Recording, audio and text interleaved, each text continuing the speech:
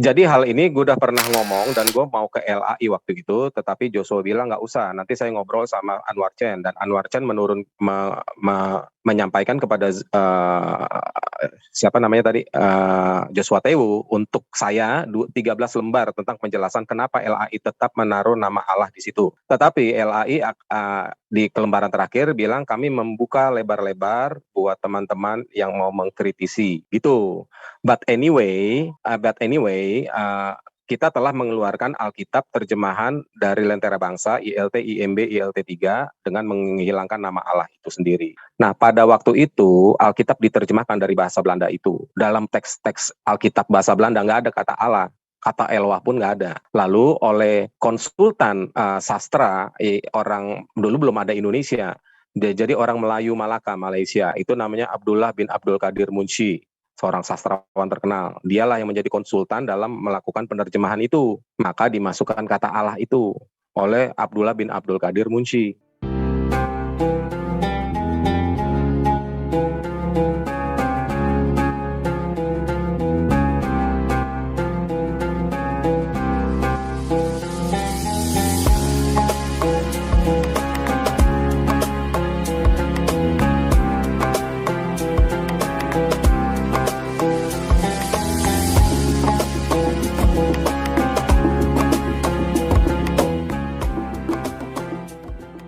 Samuel 7 ayat 22.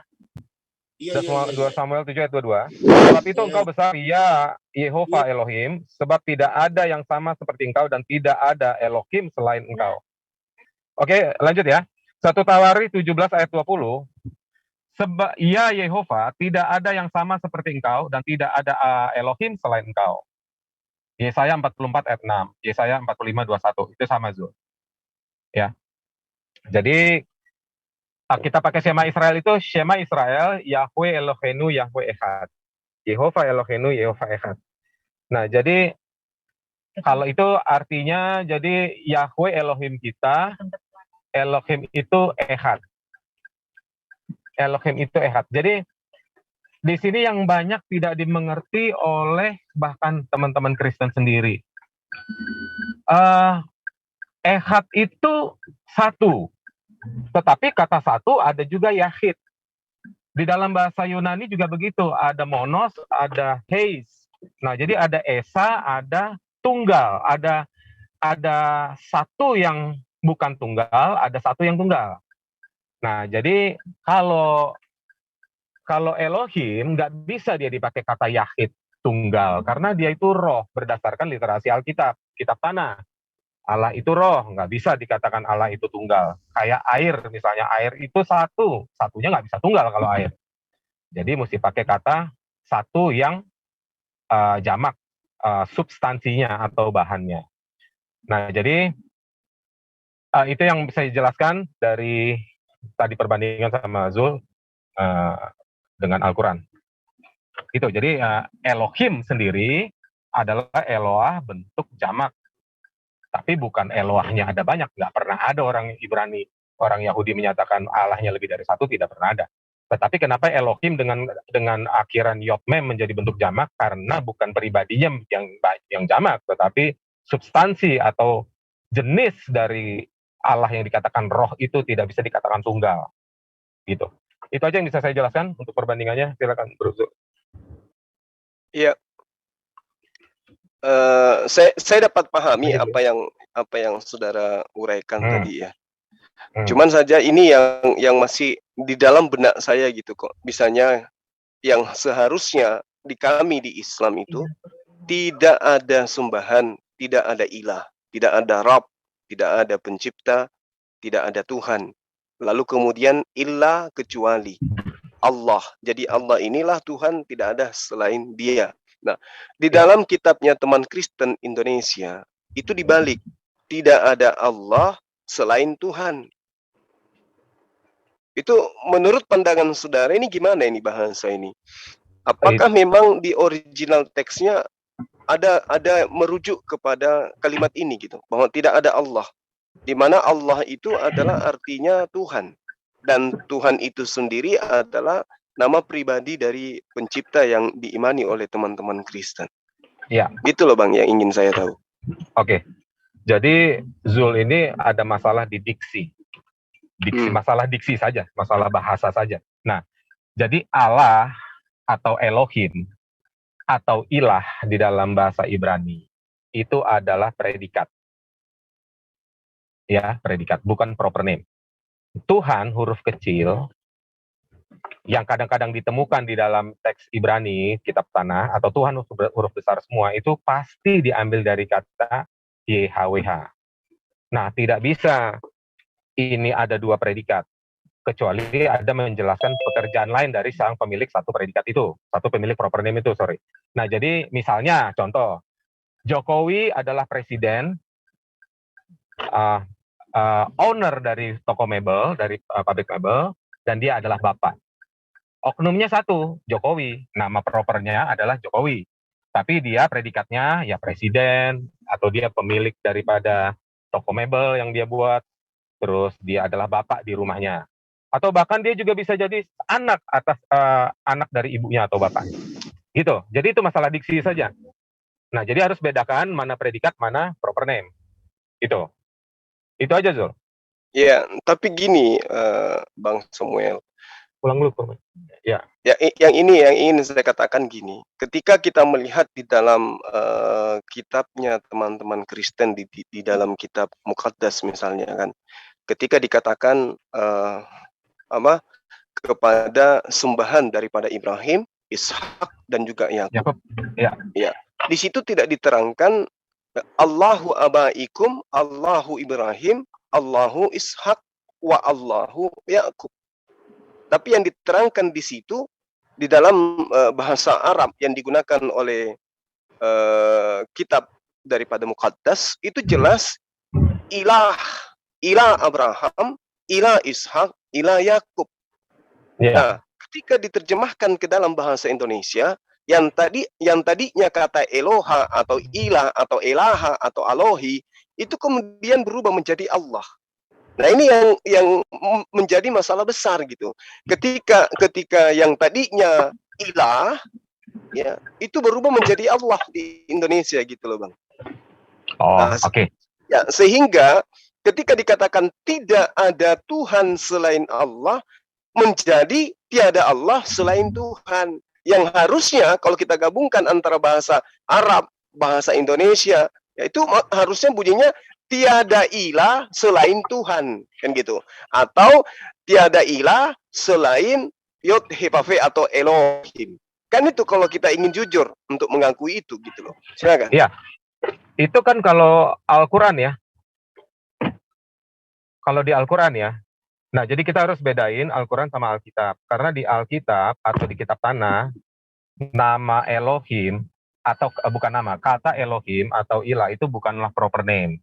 Jadi yang tadi saya bilang masalah diksi ini. Nah, jadi Zul harus tahu dulu benar-benar, jangan disamaratakan.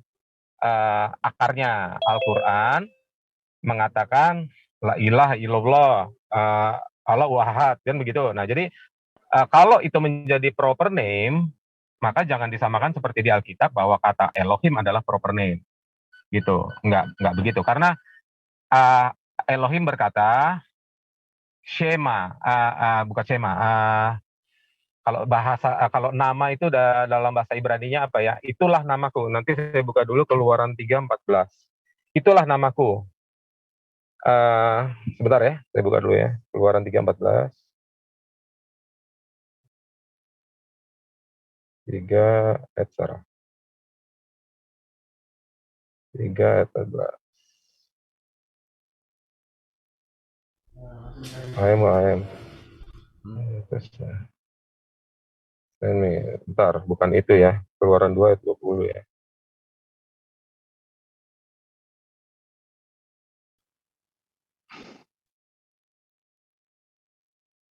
Ayat 20. Waduh, saya nggak ketemu nih. Bentar. Jadi, bentar ya.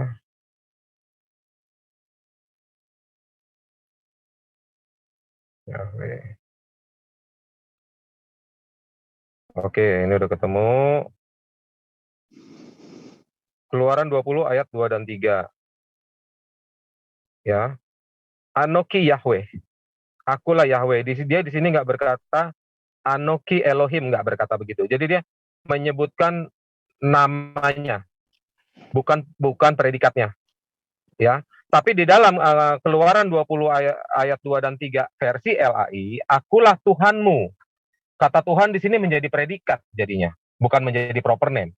Padahal teks aslinya Anoki Yahweh atau Anoki Yehova atau Anoki Yod-Heh-Vav-Heh. Saya nggak pernah tahu gimana nyebutnya itu. Nah, jadi seperti itu. Itulah namaku. Ya. Jadi di sini dia menyatakan proper name-nya, Zul, bukan predikatnya. Contohnya lagi saya ambil di ayat, bentar ya.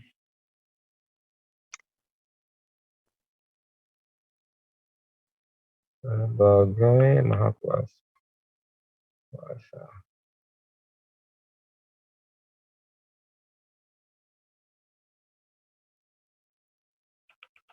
Nampak. Oke, Keluaran 6 ayat 3. Aku telah menampakkan diri kepada Abraham, Ishak dan Yakub sebagai Elohim yang Maha Kuasa. Tetapi dengan namaku Tuhan, huruf besar di sini, dengan namaku Yahweh.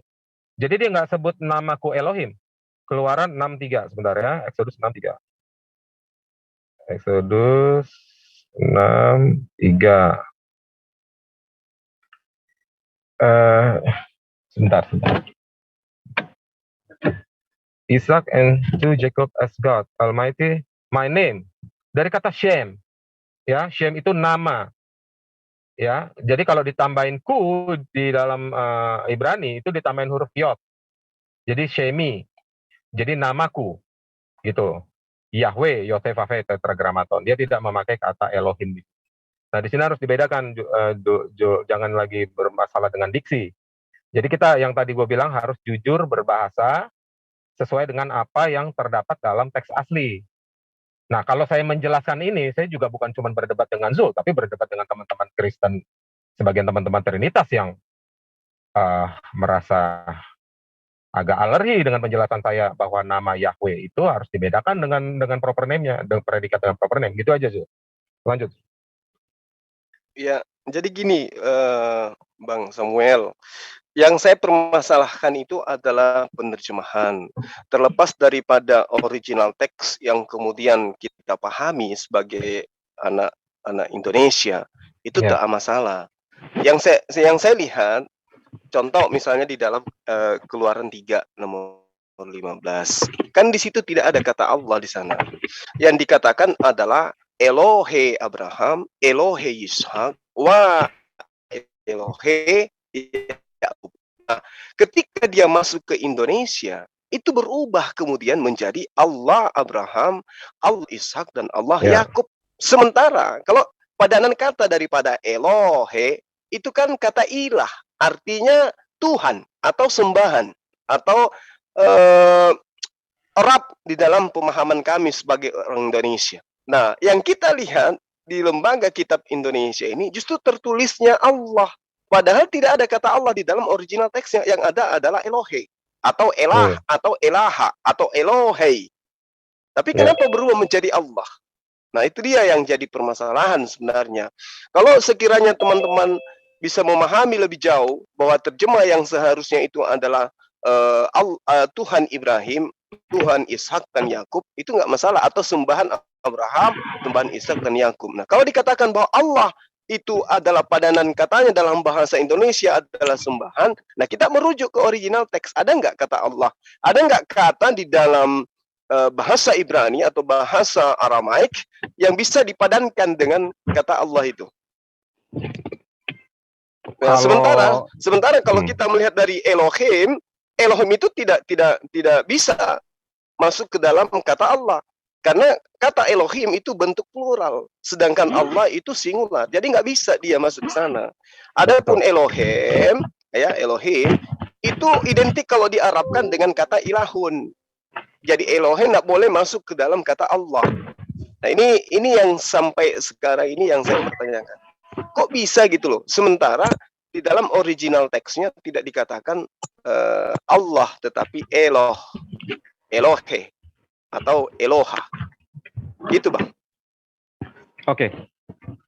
Kalau misalnya disebut Eloh, Eloah, lalu pada suatu saat disebut Elohim, artinya kata Eloah itu menyebutkan predikat tanpa menjelaskan substansinya. Seperti air disebut mayim, ada yod memnya. Nah, jadi masalah di sini diksinya adalah bahwa Allahnya sembahan Zul bentuknya harus tunggal. Itu harus, bukan satu yang jamak, tapi satu yang tunggal. Artinya dalam literasi Alkitab sendiri untuk mengkalibrasi ini harus ada penjelasan yang benar di dalam Al-Qur'an bahwa Allah itu substansinya tunggal, satu yang tunggal.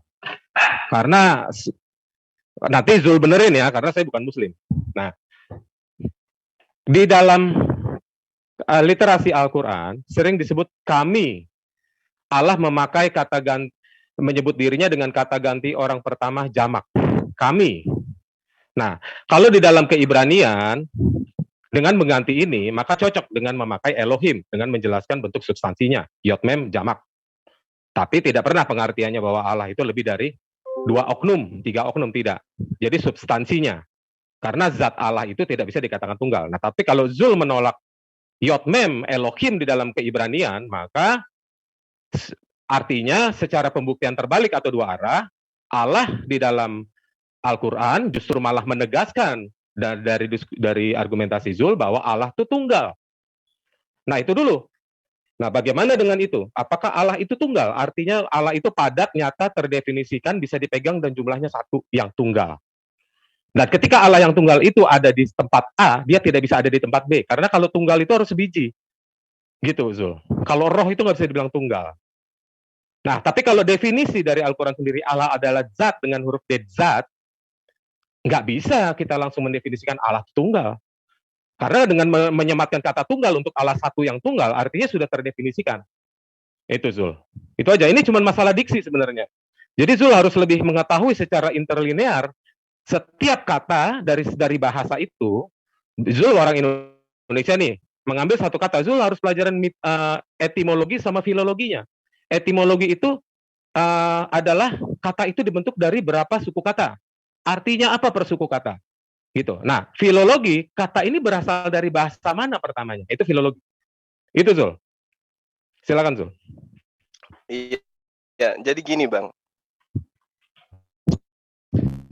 Kami dalam konsep ajaran akidah kami itu jelas dan tidak abu-abu. Jadi ketika disebut Allah itu jelas adalah nama pribadi. Contoh misalnya di dalam dalam surah An-Naml misalnya ayat 30 diterangkan begini, innahu min Sulaimana wa innahu bismillah. Jadi di situ ada kata bismi Allah ar-Rahman ar-Rahim. Nah, artinya bahwa bagi kami Allah itu adalah nama dari esensi yang maha penyayang, ya, yang maha pengasih lagi maha penyayang. Makanya diterangkan di dalam Islam, Bismi Allah Ar-Rahman Ar-Rahim. Ya. Namaku adalah Allah. Aku adalah yang pengasih dan maha penyayang. Aku adalah Allah. Bismi. Nah, berarti nama dari pencipta langit dan bumi di dalam Islam itu adalah Allah. Sementara Allah ini padanan katanya itu tidak ditemukan di dalam kitab Taurat. Yang maksud saya kitab Torah dalam arti kata kitab yang dipegang teman-teman Kristen hari ini di dunia saat sekarang. Oleh karena itulah kemudian satu-satunya alasan yang kemudian digunakan oleh teman-teman Kristen, karena Kristen awal di Arab itu menggunakan kata Allah. Nah, yang jadi permasalahan, dari kata apa yang digunakan oleh Kristen Arab menggunakan kata Allah ini? Apakah cocok? Karena di dalam kitab ya, milik daripada teman-teman Kristen yang ada di Arab sana, kata yang diterjemahkan ke dalam kata Allah itu tidak merujuk kepada kata ilah atau elaha atau eloha dalam Ibrani, dalam bahasa Aramaik itu elah atau elaha. Tidak, tetapi semata-mata mereka menyebut Allah itu karena menerjemahkan, karena menamai Yod-Heh-Vav-He itu dengan kata Allah itu sendiri. Makanya di dalam bahasa yang digunakan kitab Mukaddas itu tidak ditemukan kata Yod-Heh-Vav-He, tidak ditemukan juga kata Adonai, tidak ditemukan kata Hem, yang ada adalah kata Allah. Nah, parahnya ketika kitab ini masuk ke Indonesia, karena kata ilah, yang kata Rob, kata Tuhan, justru itu yang diganti dengan kata Allah. Sementara Allah dan ilah itu tidak sepadan. Itu tidak bisa disamakan antara ilah dengan Allah. Karena ilah itu umum, sementara Allah itu khusus dia. Nah, ini yang saya bahas dengan Romo Aldo kala itu, sehingga dia mengatakan, oh memang itu ada kesengajaan untuk menggunakan kata Allah untuk memaknai sebuah hal di dalam kitab kami. Nah, ini sementara Romo Aldo juga protes itu. Makanya di awal tadi saya katakan sangat lucu kiranya ketika dikatakan tidak ada Allah selain Tuhan. Sementara kata Allah itu berbunyi dari Al-Quran, dan Allah itu adalah nama pribadi. Saya kasih contoh tadi ketika saya mengatakan Bismillah Ar-Rahman Ar-Rahim. Silakan. Iya, kalau Zul bawa sama Sam Aldo sama dengan saya tentang kata Allah di dalam Alkitab. Iya. Kenapa kok ditaruh kata Allah? Maka saya lebih dari Sam Aldo, saya kajiannya banyak terjemahan yang lain yang harus dibenahi, bukan cuma kata Allah yang secara terang-terangan ya. Jadi yang Zul bilang betul. Nah, tapi pada kata Bismillah, Zul pernah pelajarin nggak filologinya? Pernah nggak Zul pelajarin kata Bismillah tuh filologinya gimana? Berasal dari bahasa mana Bismillah itu? Nah, apa Zul bisa jelasin nggak sedikit? Kalau nanti penjelasannya pun nggak masalah, mau salah mau benar nanti sama-sama gue cocokin aja gitu. Iya. Tahu nggak dari mana kata Bismillah? Kata Bismillah atau kata Allah aja dulu. Kita fokus ke kata Allah. Enggak, kata Bismillah, Bism Allah, dalam nama Allah, Bism Allah. Nah, itu tahu nggak filologinya? Nah, jadi gini, sebelum saya jelasin, nanti Zul kalau mau lebih ini lagi, coba deh telepon Menachem Ali, belajar khusus filologi. Filologi harus dipelajari kalau mau lebih dalam lagi. Jadi penjelasannya begini, Zul. Kata Bism Allah itu berasal sebelumnya ada bahasa Arab, itu dalam bahasa Ibrani sudah dikatakan Beshem Eloah. Shem itu nama, Eloah dalam nama Allah. Dalam nama Beshem Eloah, Eloah di sini tidak disebut dengan mem jamak. Karena kata yang dipakai sedang tidak menjelaskan substansi dari Elohim Israel. Kecuali dalam bentuk kerjaannya, misalnya Beresit bara Elohim, Elohim sedang menciptakan. Artinya substansi yang begini sedang menciptakan yang begini gitu. Nah, jadi Beshem Eloah itu dari bahasa Ibrani. Dalam nama Allah, dalam nama Eloah, tapi tidak memakai yod mem. Itu filologinya. Nah, itu harus diketahui. Dan bahasa itu sudah jauh lebih dulu ada sebelum ada bahasa Arab. Itu. Jadi kata Eloah di sini yang dipakai oleh teks Ibrani bukanlah menyebutkan proper name-nya, tetapi predikatnya. Nah, sekarang kalau melakukan pendekatan fonetik atau bunyi suara dari kata Allah ke Eloah, itu justru lebih dekat ke situ. Saya tidak setuju dengan Joseph Estes, mualaf yang mengatakan bahwa kata Allah adalah berasal dari kata Yehova. Nah, nanti kalau Zul diskusi dengan Joseph Estes, yang orang Amerika mualaf itu, beda lagi Zul. Zul bisa berbeda dengan dia. Karena Joseph Estes memaksakan bahwa kata Allah adalah perubahan fonetik dari kata Yehova atau Yod-Heh-Vav-He. Padahal hurufnya beda-beda semua. Nah, tetapi kalau saya lebih masuk akal, kata Allah harus disandingkan dengan fonetik kata Eloah atau Allah dalam bahasa Aramiknya. Gitu Zul. Karena bunyinya mirip, jumlah hurufnya sama. Alef, lamet, he. Dalam bahasa Arab, alif, lam, ha. Sama. Gitu. Nah, jadi jangan lagi ada masalah diksi. Kalau masih ada masalah diksi, ya saya maklumi nanti Zul belajar filologi dulu kepada Menachem Ali. Gitu. Nah, jadi itulah arti dari kata Beshem Eloah. Nah, arti kata Bismillah, filologinya dari Beshem Eloah, dalam nama Eloh. Gitu. Ya, nama Eloahnya itu ya, kata Eloah itu adalah predikatnya Zul, bukan proper name-nya. Kayak Zul misalnya, seorang apologet muslim, predikatnya adalah apologet. Proper name dari bro adalah Zulkifli M. Abbas. Begitu. Itu aja Zul. Masalah diksi itu. Iya, jadi kalau Anda membawa dari bahasa Shema atau Bismi dari kata apa yang Anda urai Beshem, terkait dengan ya Beshem itu, ya umat Islam juga memiliki kata ini, bukan berarti kata itu secara filologi asalnya murni dari bahasa Ibrani atau bahasa Aramaik. Karena basmalah di dalam ajaran agama Islam itu berdiri sendiri gitu loh. Itu yang perlu dipahami. Jadi merujuk kepada Allah itu sendiri, nama daripada apa yang kemudian kami sebut sebagai esensi pencipta alam, al-isim al-assam. Nah, Ya. kalau dikatakan bahwa Prof. Menahem Ali kemudian menjelaskan itu dalam perspektif asal bahasa Ibraninya, tapi di Al-Quran itu tidak mengenal itu. Pembahasan tentang basmalah atau bismillah di dalam pengkajian kami, kata basmalah itu merujuk kepada muatan yang termaktub kepada pencipta itu sendiri, dan itu adalah Allah. Betul. Sebentar Zul. Nah, itu dia. Iya. Kata bismillah artinya apa? Dengan apa? bismi, nama, ismi atau asma, itu nama. Allah itu merujuk kepada pribadi itu. Jadi sama ketika saya mengatakan demi nama seseorang, maka nama seseorang itu harus disebut. Betul.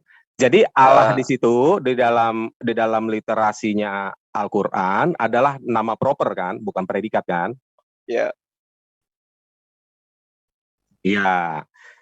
Sekarang sebutan kata bismillah tadi setelah Zul jelaskan itu terdiri lebih dari satu suku kata Zul.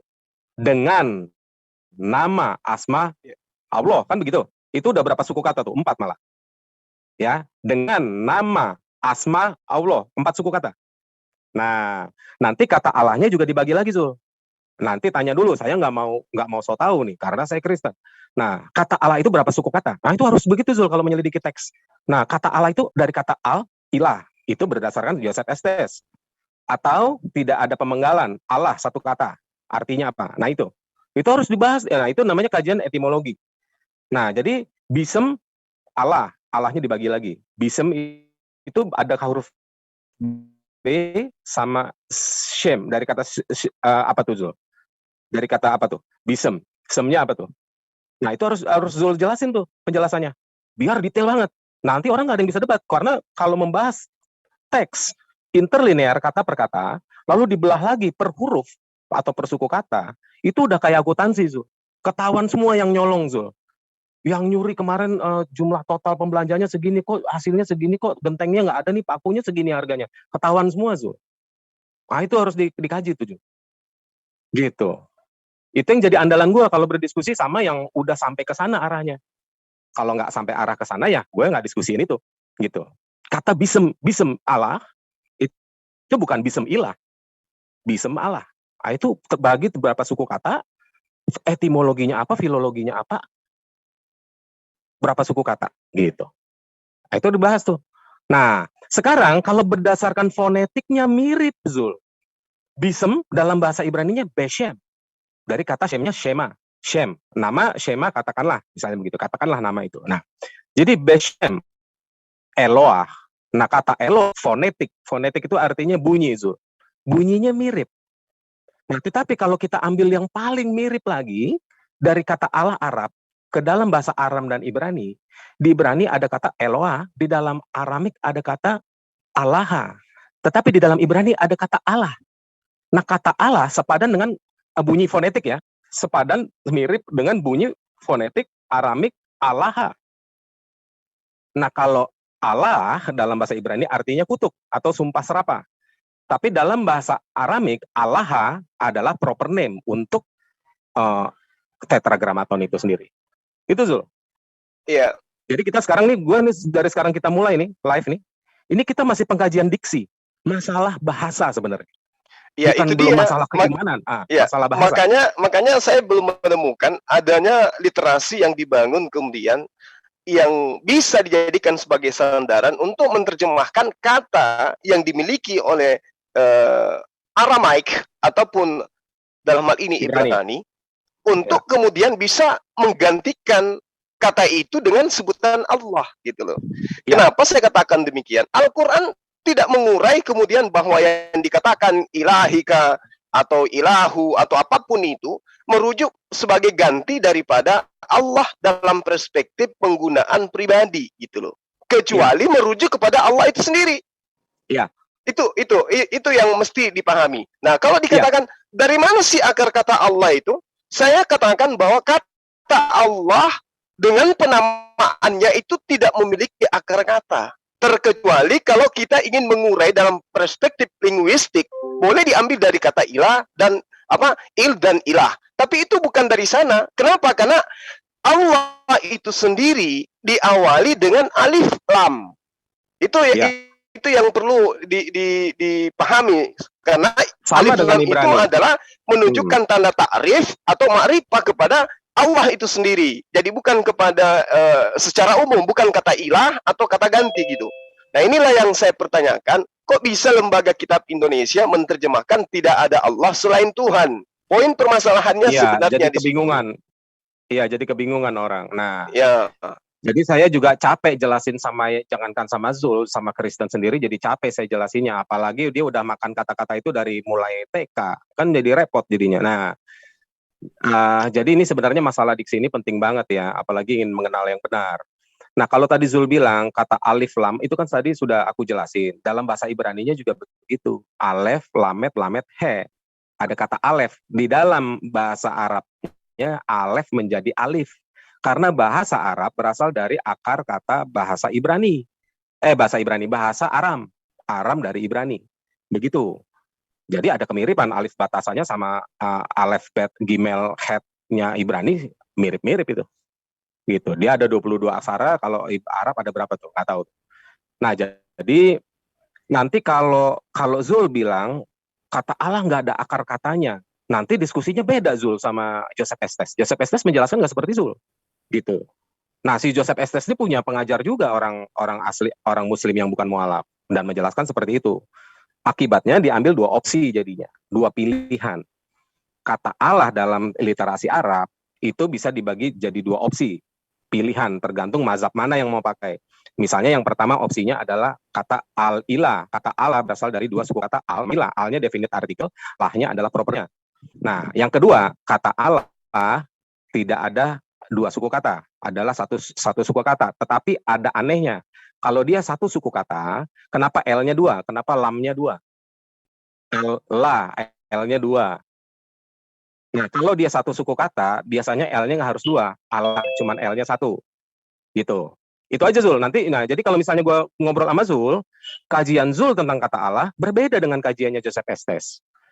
Nah, nanti untuk lebih akuratnya, untuk lebih fair ya kita diskusi, nanti Zul tanya nih sama Manachem Ali. Atau mungkin Zul nggak setuju dengan Manachem Ali, mungkin dengan ustadz yang lain. Coba cari tahu tentang filologi dari kata Allah itu. Gitu Zul. Jadi lebih detail kita membahasnya. Itu Zul. Nah, tapi kita kembali ya Zul.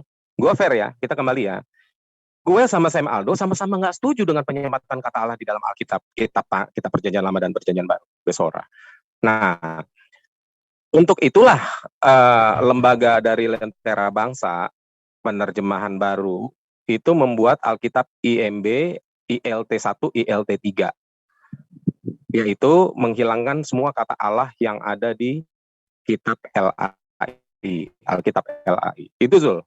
Dan gue ada Alkitabnya itu, udah dijual kok di Immanuel, di toko buku mana, Alkitab ILT, interlinear. Gitu Zul. Iya.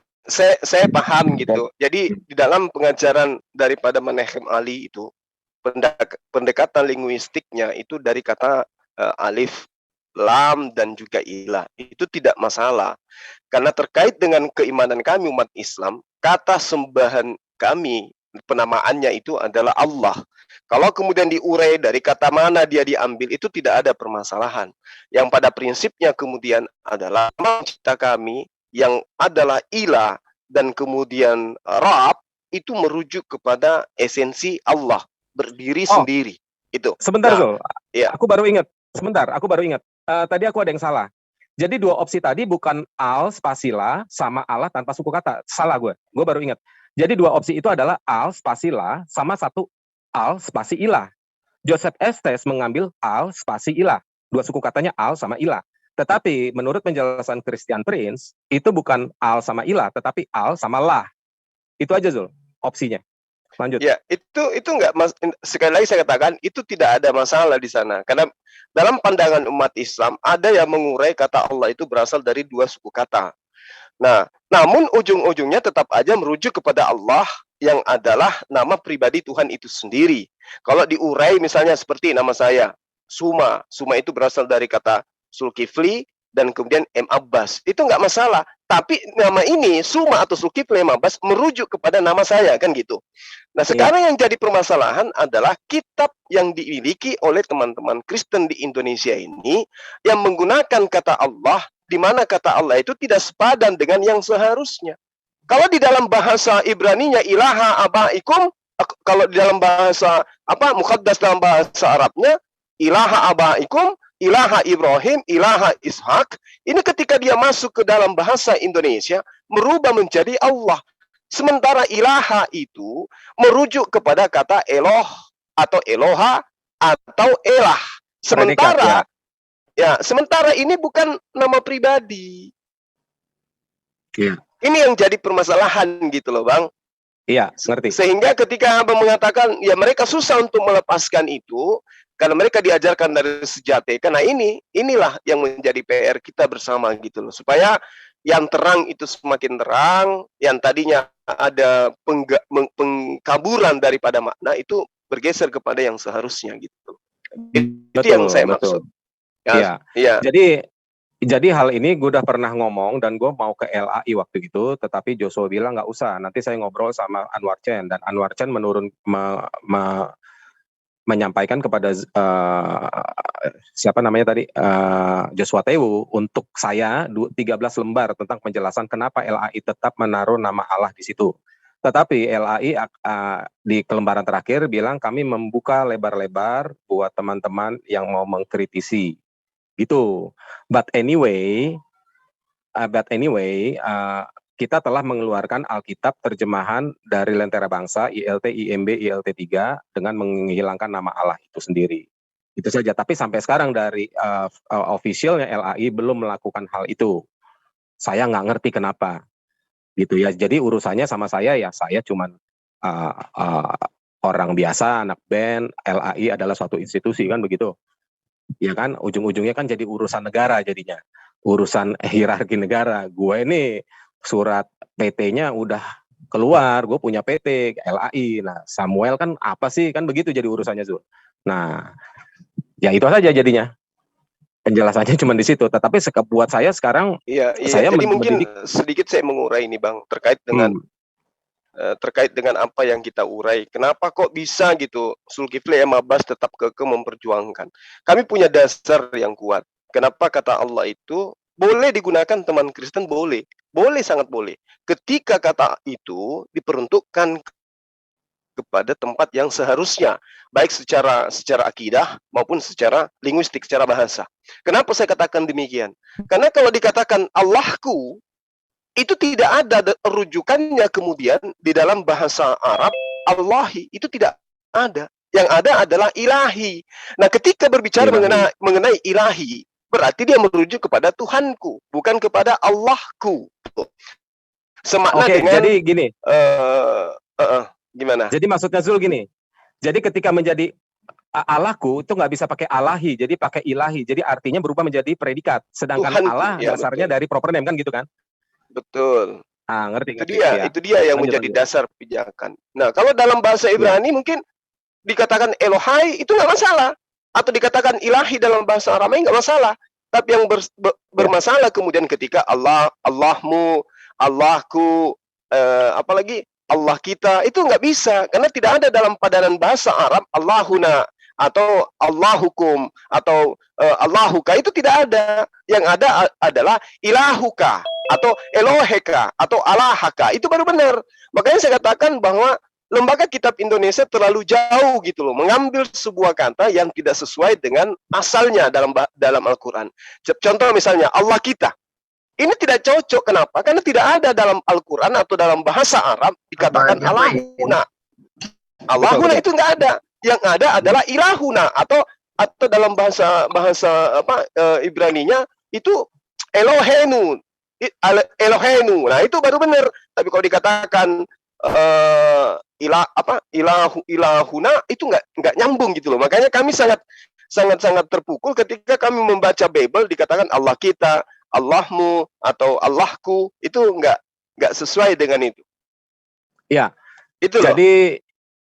Jadi memang ya urusan mereka lah itu ya.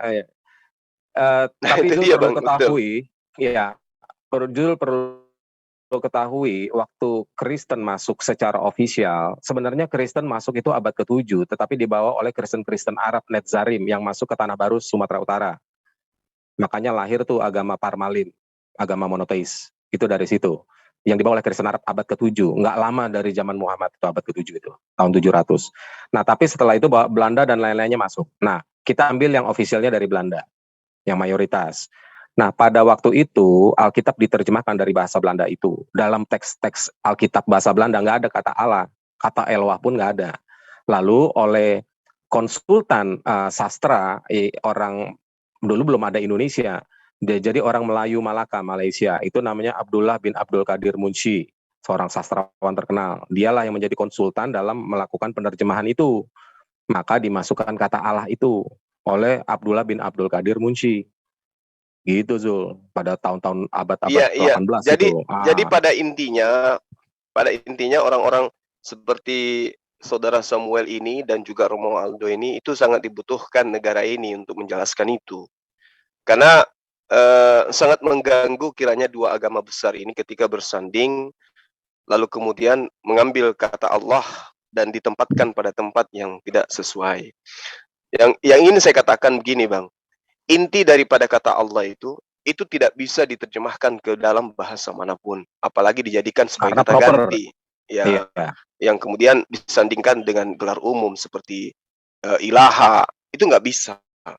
Kenapa? Karena Allah itu bagi kami, ya itu penamaan untuk pencipta langit dan bumi. Sedangkan kata ilaha misalnya, proper name. Sementara ilaha itu untuk umum, sesuai dengan konteks, bahkan bisa untuk berhala kalau ilaha itu. Tapi kalau Allah itu nggak bisa. Karena itu kemudian seperti terjemahan-terjemahan yang selalu kita lihat di dalam kitabnya teman Kristen di Indonesia, Allah Israel. Itu sebenarnya nggak cocok, nggak benar itu. Ya, tidak ada kata ilaha Israel. Yang benar itu adalah ilaha Israel atau sembahan Israel. Karena di Al-Quran tidak ada ilahu Israel. Gitu, Bang. Saya kira sudah sangat jelas ini, baik dari Bang Samuel maupun yang saya uraikan. Mungkin di kedepannya kita ambil tema-tema yang lain, yang pada intinya kita sepakat untuk ini, bahwa materi yang kita bawa hari ini adalah materi tidak adanya ketersinggungan antara pemahaman saya mewakili umat Islam dan juga Saudara Samuel dalam hal ini meluruskan yang seharusnya ada di dalam Bible atau kitabnya Indonesia, lembaga kitab Indonesia. Gitu, Bang. Iya. Bang Handi. Oke. Iya. Mungkin kita cukupkan barangkali, Bang. Karena dalam hal ini kami sepakat dengan Laki Paran mau berbicara. Silakan Laki Paran. Oke, terima kasih. Assalamualaikum warahmatullahi wabarakatuh, Gurunda. Waalaikumsalam. Selamat ketemu lagi, Bang Sen. Beberapa hari yang lalu Bang Sen menyari saya. Oke. Saya setuju sekali dengan apa yang dikatakan Gurunda Zuma. Sering terjadi sebuah penyesatan makna yang diambil oleh saudara kita Kristen ketika menggunakan kata Allah. Itu yang kami sayangkan. Sebuah bahasa, saya memahami bahwa sebuah bahasa itu adalah umum. Tetapi jika makna umum itu ya yang bisa dipakai siapa saja, tetapi salah menempatkan dari mana original bahasa itu dipakai, itu yang menjadi blunder menurut saya. Contoh dalam sisi historikalnya, ya Allah itu memang adalah kan. Tetapi ketika ada umat-umat Kristen yang menyalahartikan dengan mengatakan bahwa Allah ini tujuh kepada Latan, bisa disematkan ke Bunda tadi. Nah, inilah yang kami sayangkan dari saudara-saudara Kristen kami, menempatkan Allah lebih rendah daripada Tuhan di dalam Bible-nya. Ini yang kami tidak bisa terima. Padahal makna dari Tuhan itu sendiri yang diambil dari kata Yud-Vav ini, sebenarnya itu kalau saya selidiki secara historikal itu adalah national language yang dipakai oleh Yahudi, Bang Sam. Saya mempelajari historikal itu bahwa jabatan yang bermakna Tuhan. Karena apa? Makanya mereka tidak pernah mau menyebutkan nama Tuhannya sembarangan, karena justru yang dipakai adalah nama Yud-Vav atau Elohim. Karena nama yang sebenarnya Adonai itu disimpan oleh mereka. Jadi mana Tuhan itu bersifat generik. Ya ini yang sebenarnya harusnya betul maknanya seperti Adonai gitu. Betul Bang Sen. Jadi kalau kita pelajari lagi secara historikal, kita tarik ke belakang, sebenarnya seperti yang dikatakan Abdul Munzir ya, yang menerjemahkan di kekurangan dalam mentranslitkan. Bisa dimaklumi saat itu ketika yang mentranslitkan adalah Abdul Munzir. Aduh, robot dia. Abdullah bin Abdul Qadir Munsi maksudnya. Dalam Islam, pemahaman Islam. Tetapi saat masih robot Bang Adi? Masih, kadang-kadang. Oke. Ya udah, itu saya cukupkan aja deh seperti itu. Oke. Mohon maaf Bang Hendy. Terima kasih Bang Sam. Terima kasih Guru. Sama-sama. Iya, sama-sama Bang. Makasih Silakan banyak. komentar Bang Sam. Kemudian ini ada Bang Yo. Silakan. Oke, masih live ya? Masih lanjut. Aku belum nanya sama lu. Gimana mau kelar? Ya. Ini gue penutup ya, gue kasih penutup ya. Ya. Jadi sebenarnya Zul, pembahasan ini kan sudah lama sebenarnya. Gue bahas ini udah lama sebelum gue nge-zoom udah pernah bahas ini. Nah, tetapi ketika masuk ke pembahasan ini Zul, gue malah jadi berkembang, malah ada gue temukan kasus yang lebih parah daripada itu, jauh lebih parah Zul.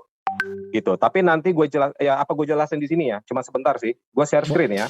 Boleh. Oke. Screen mana nih? Di comment box. Layar. Oke.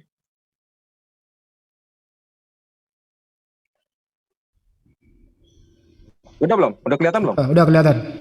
Oke, ini kita sekarang baca di LAI, versi LAI. Itu udah lihat di layar Yohanes 5 ayat 18. Iya, kelihatan. Oke ya, gue bacakan ya. Sebab itu orang-orang Yahudi lebih berusaha lagi untuk membunuhnya. Di situ Yesus ya, pengganti orang ketiga tunggal. Bukan saja karena ia meniadakan hari Sabat, tetapi juga karena ia mengatakan bahwa Allah adalah Bapanya sendiri. Dan dengan demikian menyamakan dirinya dengan Allah. Inilah yang akhirnya menyebabkan Yesus disalib. Nah, kata Allah di klausa pertama itu nggak ada. Itu ditambahkan.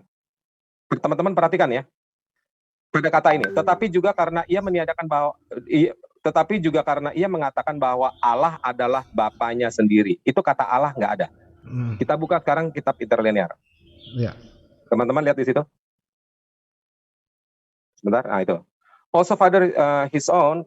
Oke, pada kata ini.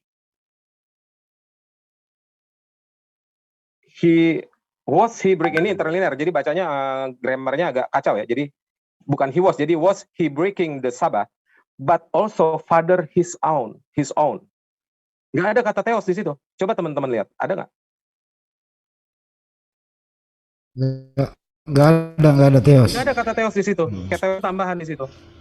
Nah, jadi ini parah sekali. Itu lebih parah dari bahasan kita sekarang, Jo. Jangankan mengganti, Jo. Yang nggak ada ditambahin gitu. Nah, jadi but also Father his own. Jadi sebenarnya bunyinya begini. Kalau kita kembali lagi ke sini. Dan kata ganti orang ketiga tunggal situ nggak ada. Nah, jadi sebenarnya begini. Bukan saja karena ia meniadakan hari Sabat, tetapi juga karena ia mengatakan bahwa Bapa adalah dirinya sendiri. Bukan Allah adalah Bapanya sendiri, bukan. Gitu arti yang sebenarnya. Ia mengatakan bahwa Bapa adalah dirinya sendiri. Kata ganti orang ketiga tunggalnya berpindah kepada bukan untuk Bapa itu, tapi untuk subjek itu, tetapi kepada Yesus itu. Allah bahwa Bapa adalah dirinya sendiri. Gitu. Di dalam pengertian Yudaisme tidak ada Allah itu punya anak secara langsung begitu, nggak ada. Ya kalau ada orang ngaku-ngaku anak Allah yang katanya meniadakan hari Sabat, berarti dia sama saja menyatakan dirinya adalah Tuhan atas hari Sabat. Gitu. Itu udah otomatis. Dan kalau di sini kita ambil dari kajian bahasa LAI, Allah adalah Bapanya sendiri. Seolah-olah Yesus ingin menyatakan bahwa orang lain nggak boleh menyatakan Allah adalah Bapa, cuman gue yang boleh menyatakan Allah adalah Bapa. Jadi kesannya egois gitu. Sedangkan orang Israel berkata, kami tahu bahwa Bapa kami satu, yaitu Allah. Orang Israel juga menyatakan bahwa Allah atau Elohim adalah Bapanya. Tetapi di sini seolah-olah terjemahan LAI menyatakan bahwa nggak boleh. Allah itu cuma Bapa gue. Kan lucu kalau begitu. Nah, jadi nggak masuk, nggak make sense gitu. Penalaran logisnya nggak masuk gitu. Nah, inilah salah satu kasus yang cukup berat sebenarnya yang dilakukan oleh penerjemahan. Itu aja, Zul. Dan ini datanya jelas sudah gue kasih lihat. Oke. Baik. Ya. Cukup sekian dari saya. Ya, sebentar. Ada yang lain? Bang Juma ada tambahan? Saya kira sudah cukup, Bang. Yang pasti apa yang diuraikan oleh Saudara Samuel itu juga mewakili kita umat Islam dalam hal ini agar tercipta kedamaian antar anak bangsa gitu ya. Bahwa silakan teman Kristen, kebebasan beragama itu ada pada hak kita masing-masing. Namun saja ketika ada hal yang bisa melahirkan sebuah ketersinggungan atau pergesekan dan hal itu bisa diluruskan, mari bahu-membahu kita luruskan. Kalau terjemahan Al-Quran ada keliruan, di mana terjemahan Al-Quran itu merusak ya tatanan kerukunan beragama di negara kita ini, maka kami umat Islam akan bahu-membahu untuk bagaimana menghilangkan apa yang ada di terjemahan itu atau meluruskan sesuai dengan kaidah bahasa dalam original teksnya. Nah, kami juga mengharapkan, kita juga mengharapkan teman-teman Kristen khususnya yang ada di negara kita ini untuk bahu-membahu meluruskan terjemah yang ada di kitab mereka agar tidak ada hal yang seperti kami bahas tadi itu, adanya penerjemahan yang jauh dari yang seharusnya gitu. Dan satu hal yang saya sangat syukuri di sini, saudara kita Samuel, alhamdulillah sedikit demi sedikit kita tidak seperti dulu lagi ya, kita ngotot-ngototan saling yang hujat satu sama lain. Hari ini kita berdialog dengan baik dan semoga sebagai anak bangsa ini semakin mendewasakan kita dan bisa memberikan contoh yang terbaik kepada saudara yang lain. Makasih Bang Samuel. Sama-sama, sehat selalu. Oke, sip.